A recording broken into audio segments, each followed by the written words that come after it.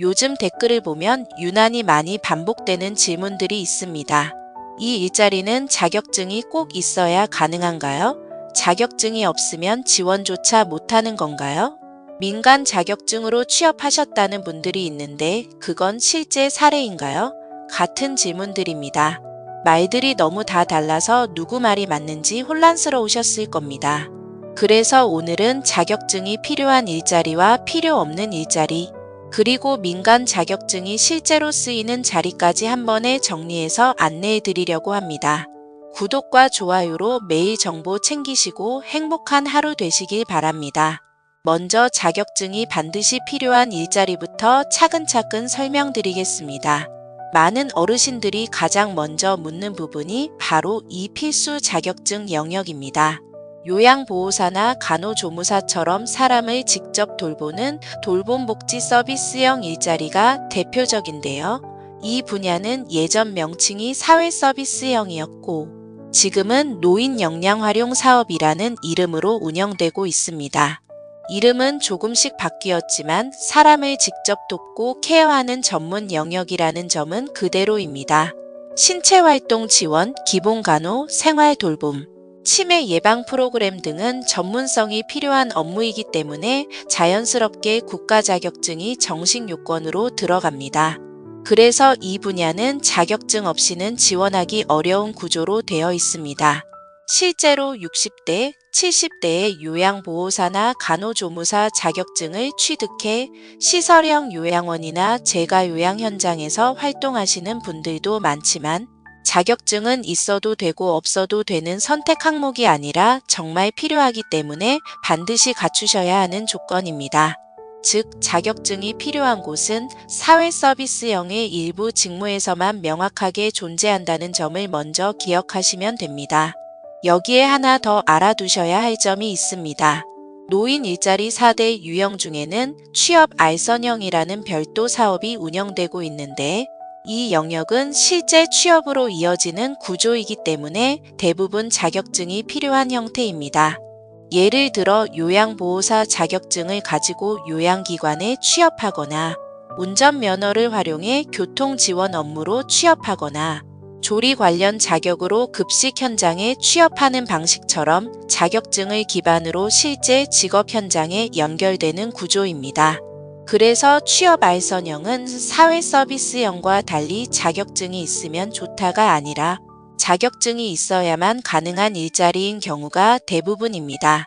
다시 정리하면 자격증이 필요한 곳은 사회서비스형의 일부 돌봄간호 직무와 그리고 취업 알선형의 대부분 직무라고 이해하시면 가장 정확합니다. 이제 반대로 자격증 없이도 가능한 일자리를 살펴보겠습니다. 사실 노인 일자리 중에서는 이쪽이 훨씬 더 많고 참여하시는 어르신들의 연령도 더 넓습니다. 순찰대, 안전지킴이, 학교 등하교 도움, 환경정비, 복지관 보조, 급식 지원, 공공기관 안내 같은 업무들은 대부분 공익활동형에 속합니다. 이 일자리들은 지역과 마을을 돕는 안내 보조 점검 중심의 업무라서 전문 기술이나 자격이 요구되지 않습니다. 그래서 누구나 성실하게 참여하시기만 하면 되기 때문에 문턱이 가장 낮습니다. 실제로 전체 노인 일자리 참여자의 절반 이상이 이런 자격증 없이 가능한 일자리에 속하며 65세뿐 아니라 70대, 75세 어르신들도 무리 없이 참여하고 계십니다. 많은 분들이 나는 자격증이 없어서 할 수 있는 게 없을 거야 라고 걱정하시지만 실제로 가장 많은 자리가 바로 이 무자격 가능 공익활동형이기 때문에 너무 걱정하지 않으셔도 됩니다. 그리고 마지막으로 어르신들이 가장 혼란스러워하시는 민간 자격증 이야기를 드리겠습니다.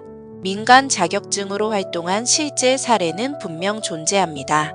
특히 복지관 프로그램 보조, 인지활동 지원, 문화예술미술 프로그램 보조 같은 직무에서는 민간 자격증을 우대하거나 참고자료로 활용하는 기관들이 있습니다. 미술심리, 음악활동, 인지지도사 같은 민간 자격증이 지원자의 관심과 열정을 보여주는 자료로 작용하는 경우도 있고, 실제로 무료 교육을 듣고 복지기관과 연계되어 활동하신 어르신 사례도 있습니다. 다만 이 기준은 전국적으로 동일하지 않고 기관마다 다르기 때문에 모든 공익활동형이나 모든 복지관에서 민간 자격증을 인정한다고 볼 수는 없습니다. 그래서 민간 자격증은 있으면 도움이 되는 곳이 부분적으로 있다 정도로 이해하시는 것이 가장 정확합니다. 자격증이 있다고 해서 모든 기관에서 동일하게 반영되는 구조는 아니지만 실제로 우대나 참고로 활용되는 사례는 분명 존재하기 때문에 관심 있으신 분들은 활용 가능성이 있는 보조 직무에 지원할 때 참고하시면 좋습니다. 여기까지 들으시면 자연스럽게 이런 질문이 떠오를 겁니다. 그럼 왜 계속 기초수급자나 기초연금 대상자만 된다라는 이야기가 나오는 걸까라고요? 이 질문은 정말 많은 어르신들이 하고 계시고 또 충분히 오해하시기 쉬운 부분입니다. 결론부터 말씀드리면 대부분의 노인 일자리는 일반 어르신도 넓게 지원 가능합니다.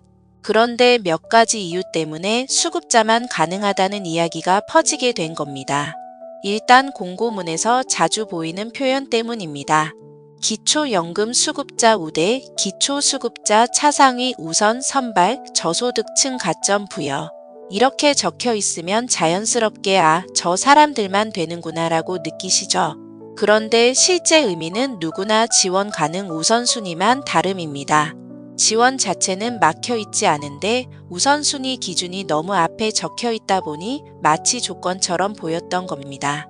또 하나는 복지사업과 일자리 사업이 같은 기관에서 안내되는 경우가 많아서 혼동이 생긴 겁니다. 복지사업은 기초연금 대상자나 차상위 중심으로 운영되는 경우가 많습니다. 그래서 어르신 기초연금 수급자시면 이런 프로그램이 가능합니다 라고 안내를 들으시면 일자리도 그렇겠구나 하고 스스로 제안해버리는 경우가 정말 많습니다. 실제로는 노인 일자리 사업은 대부분 일반 어르신도 신청 가능한 구조인데 말이죠. 그리고 중위소득 기준도 오해의 원흉입니다. 중위소득 60% 이하 우선 선발이라고 적혀 있으면 나는 초과니까 아예 지원 안 되겠네 하고 포기하시지만 실제 의미는 지원 가능하고 우선순위만 저소득층 먼저입니다. 참여 제한이 아니라 우선순위 기준입니다. 이런 표현들이 반복되다 보니 자연스럽게 기초수급자만 가능하다라는 말이 퍼지게 된 겁니다. 이렇게 정리하다 보면 복잡했던 것들이 아주 간단해집니다. 자격증이 필요한 자리는 일부입니다. 자격증 없이 가능한 자리들이 압도적으로 많습니다. 민간 자격증은 일부 민간 영역에서 우대 참고로 쓰일 수 있습니다. 그리고 기초수급자만 가능하다는 이야기는 지원 제한이 아니라 우선순위에서 비롯된 오해입니다. 대부분의 일자리는 일반 어르신도 넓게 참여할 수 있습니다.